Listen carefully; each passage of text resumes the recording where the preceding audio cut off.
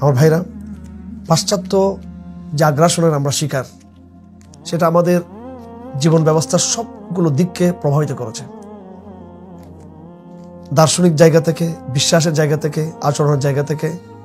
আইন এবং বিচার ব্যবস্থা, শিক্ষা ব্যবস্থার জায়গা থেকে, এবং চূড়ান্ত আঘাতটা ছিল আমাদের যে সামাজিক যে বন্ধন, যেটা এত আঘাতের পরও ব্রিটিশ তার শাসনকে চালিয়ে দিয়ে, ব্রিটিশ তার শিক্ষা ব্যবস্থাকে চালিয়ে দিয়েও আমাদের সামাজিক বন্ধনকে তারা নষ্ট করতে পারেনি, ইসলামের সামাজিক অবস্থাকে তারা দুর্বল করতে পারেনি। কিন্তু পরবর্তীতে ভ্যালেন্টাইন ডে এর মতো এই সমস্ত অপসংস্কৃতি চাপিয়ে দিয়ে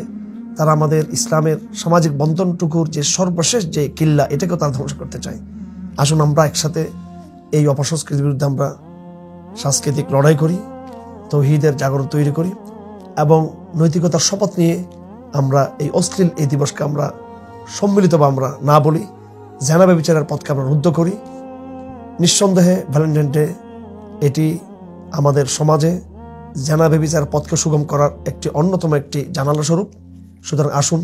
এখনই আমরা জানালাকে আমরা বন্ধ করি এবং অবৈধ ভালোবাসার পথকে রুদ্ধ করে